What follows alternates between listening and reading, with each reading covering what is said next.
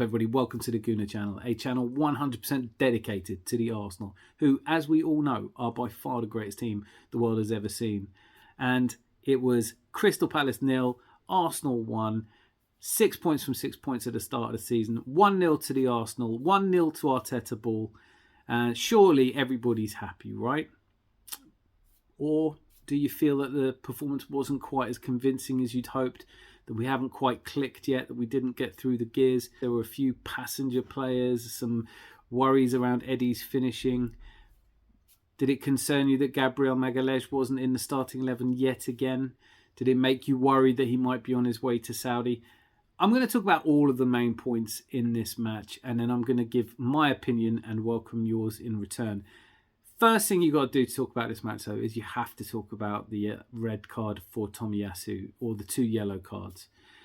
Now, first thing I'm going to say is that he received the first yellow card, as we know, for time wasting. And the consensus seems to be that he received the yellow card because you've got to book someone and the referee had had enough of the time wasting. There is a point where just before Tomiyasu takes a throw in, there is the referee does blow up and does suggest to him that he's concerned about the amount of time it's taking. But the reality is that Tomiyasu has that ball in his hands for 8 seconds. So whilst there was time wasting, and I want to get to that in a moment, you can't really say it's fair to blame Tomiyasu for it. But that seems to be what's happened. I don't know what else he could have done. To my mind, if you looked at his throw-in in isolation from the moment he receives the ball, he doesn't seem to be wasting any time at all. He just seems to be looking for the right pass. And that makes sense. And that's what footballers are supposed to do. 8 seconds doesn't seem a long time for me. But we were slowing the game down. We were killing the game and taking the tempo out of it by passing and taking as long as we possibly could.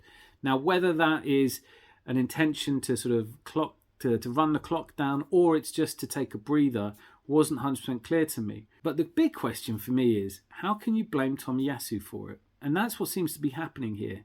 But the other question that comes out of this is, if we're adding 7 minutes to the end of the game, how much of a difference did it make that Tomiyasu quote-unquote time wasted, or that we quote-unquote time wasted? Surely it's just getting added on to the end anyway. Do you need to penalise the players?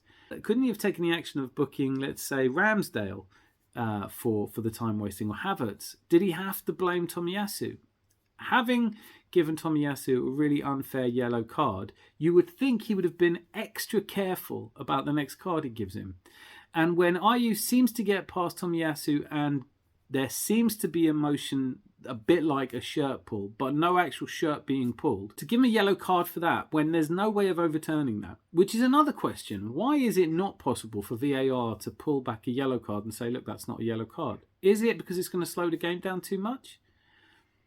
I don't know how much quicker the game would have flowed if they had done that, or slower it would have been, or how many more changes there would have been in the actual outcome.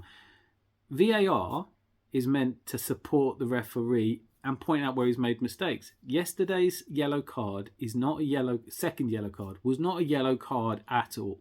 It's very difficult for me to see this as anything other than simulation by Ayew. He's won a free kick, fine. But if there's any doubt at all, and you've already given Tomiyasu what can only be considered the team yellow card, then surely you don't send him off. We don't want footballers being sent off for what the team did and because of what the referee thinks they did. And there's no way of rescinding this. We're not even probably going to appeal it. And so Tomiyasu will miss a match. And that can't be right. We do not need as many sendings off as we're seeing. The answer to this has been that what they're trying to do is make the games less about time wasting. And I think we're all in favour of that. But I do think that when I see 7 minutes going up on the clock at the end, I think, yeah, they've probably made up for all of the time wasting that happened and then some. There's no question at all that the sending of Tomiyasu dramatically changed the shape of the game. With 20 minutes left, turns out to be 27 minutes left, we have gone from being in total possession, total control of the game and taking that first goal to suddenly having to completely shift our formation and change the way we play. That is a kind of dramatic impact that referees should not be having unless there's no other choice. So for me, it's definitely not a red card. I found very few people that think it is a red card. But I think there has to be a conversation had now about who you book if it's team time wasting that you're penalising, and why you're booking anyone if you're only going to add the minutes on anyway. And then finally, what we can do about yellow cards that are that obviously wrong not being retracted, and a player having to go off for something that he should still have only been on a yellow card, and possibly not even that if we're looking at team punishments in a different way. Not a great moment from the referee. I thought their penalty appeal, I wouldn't have given that either, but we've seen those given, so I think he got that right. But I would say that I'm an Arsenal fan. And as far as I really don't know how you can see the penalty we got as anything but a penalty.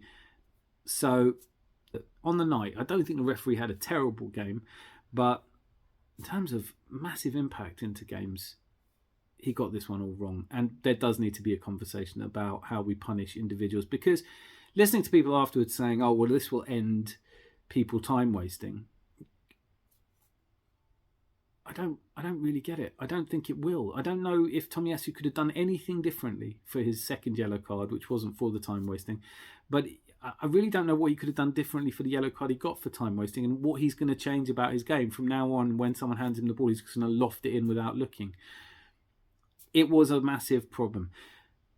The red card is not just about the red card, though. It's also about how we dug in after it, because I'm used to, in the last 10 years, seeing Arsenal teams who feel unjustly treated, their heads dropping, losing the composure.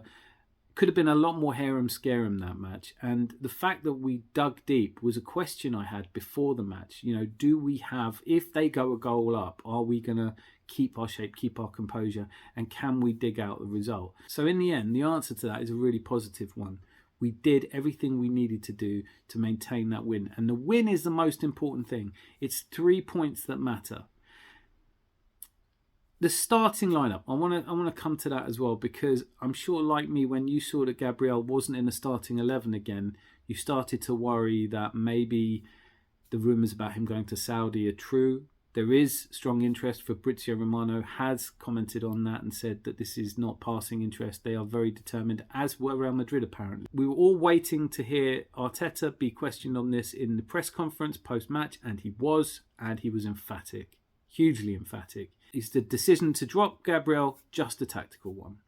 But he also went on to say that he's hugely important. He will get lots of game time. And here's another really important detail, which I'm sure you didn't miss. When at the end of the match, he was handed the captain's armband. That is not something you do for a player about to leave, or it's not something you should do with a player about to leave.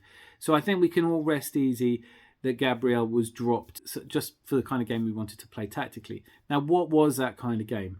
I'm interested in your opinion here, by the way. I would love to know why you think he felt that Gabriel wasn't the right person to start. We saw just how strong and determined he was when he came on, and he played his part brilliantly. And as Arteta said in the press conference, he has actually played in both matches. He just didn't start. It seems obvious that in order to play that sort of 3-4-3 diamond with Havertz in it, Rice and Partey and Odegaard, that someone has to give way. That's a very oversimplified way of saying it, but was it therefore his decision to continue to play Havertz? Did that get in the way? In the team selection I had, I actually dropped Havertz. And Havertz is going to be one of the most divisive characters to sign for Arsenal in my memory. The number of people who are already out to get him and don't see what he's doing. Steve Nicol on ESPN was saying, just didn't do anything, don't see what he does. And it makes you wonder if that's the right way to judge every footballer. On the left, he took up space wide when Martinelli drifted inside. He had a really good shot off target, but it was one of those where if that goes in, maybe he makes himself a hero. I liked his presence in and around the box. I liked his passing. I have to say, what he does is not glamorous. It is not flair that you're seeing from him, but he rarely puts a foot wrong. He's more than just a wall to pass the ball against. I think we are going to see moments from him. But would I have played him in a game against Crystal Palace? No, I think I might have been tempted to put Trossard in there. And I think Trossard, just as Tomiyasu lost out last night, Trossard has as well, because he's on great form at the moment and didn't get on the pitch at all. If you were going to keep Havertz in, could have dropped Eddie. Now, the other big talking point from this match is the divisiveness of Eddie Nketiah. I have not been his biggest fan.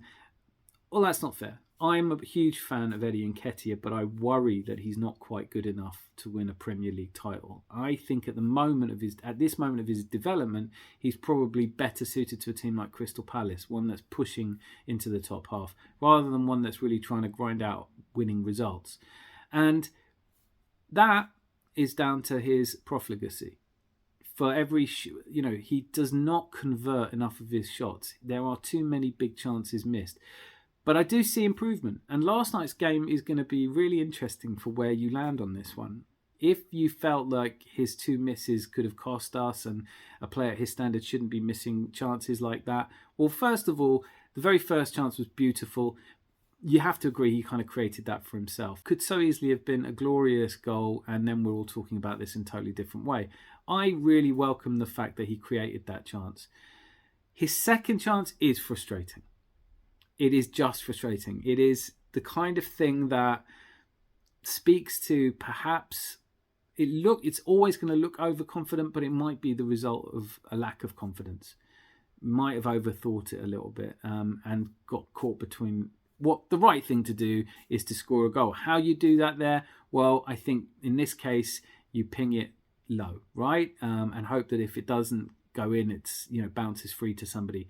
Chipping it over is a low percentage play and would have been glorious if it had gone in. I think that's the sort of thing you definitely try at 2-0 or even maybe 1-0. But at 0-0, we all expect Arsenal strikers to be thinking goal, goal, goal. And Eddie's game hasn't got there yet. He has already scored this season, and I thought his goal against Forest was great.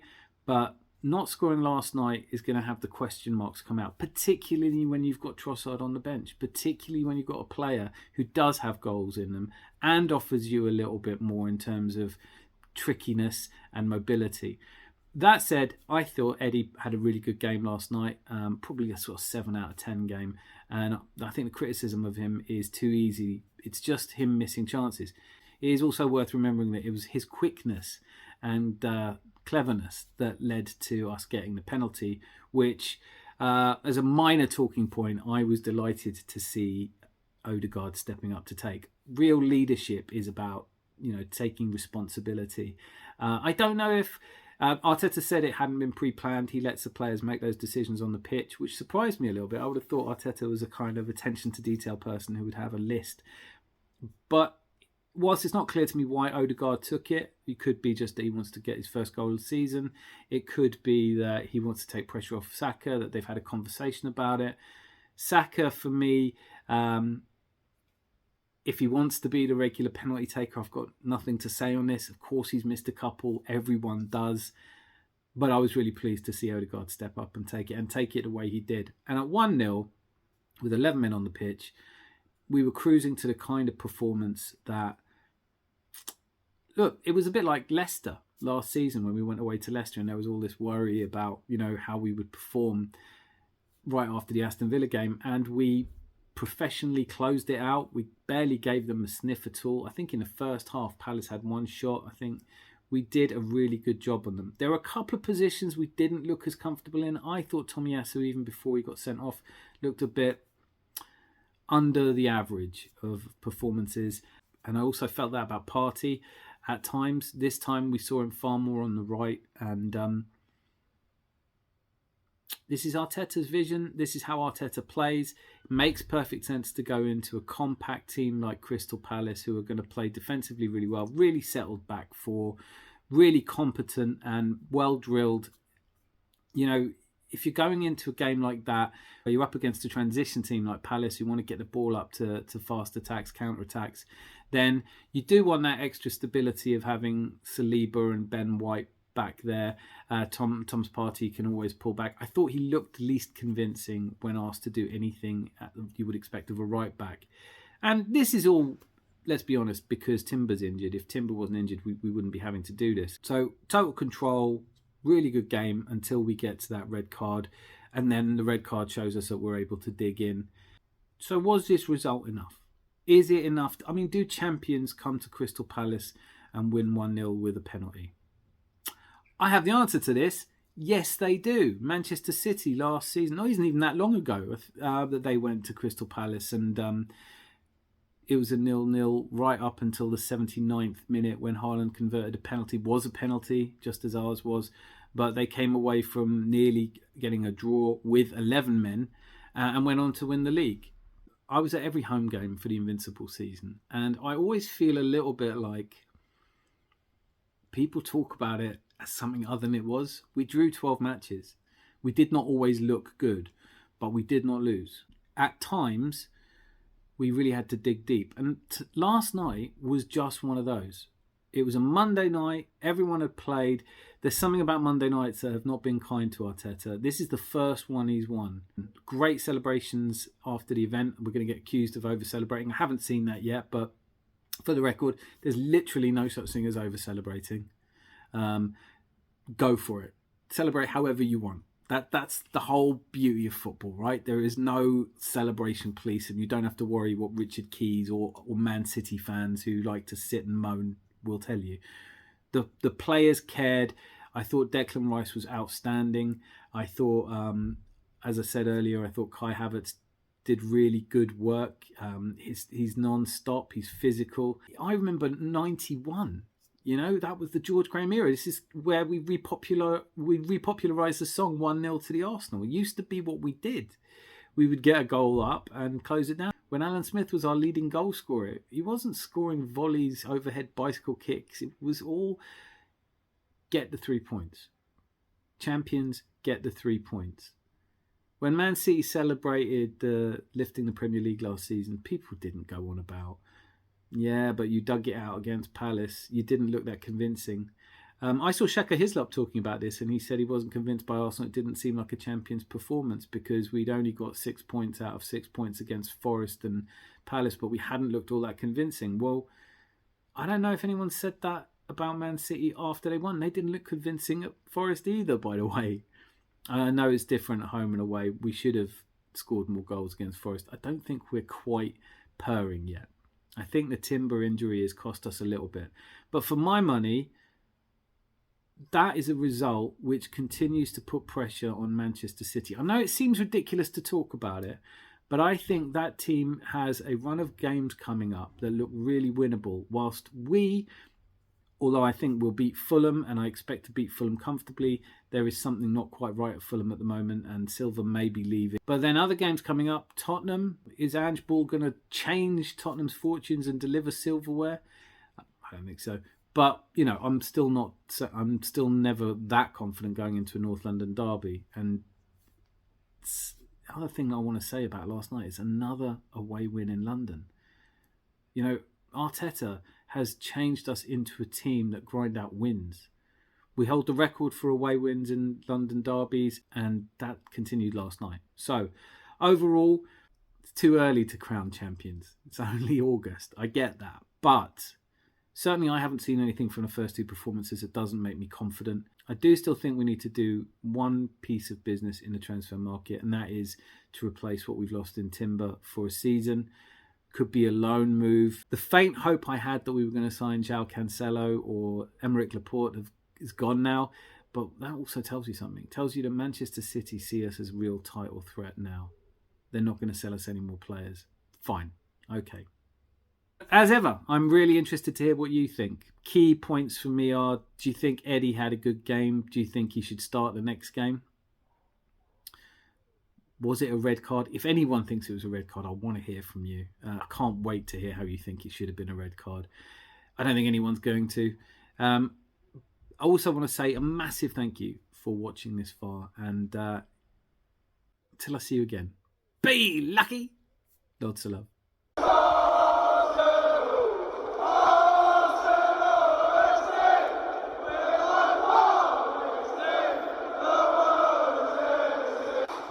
Oh,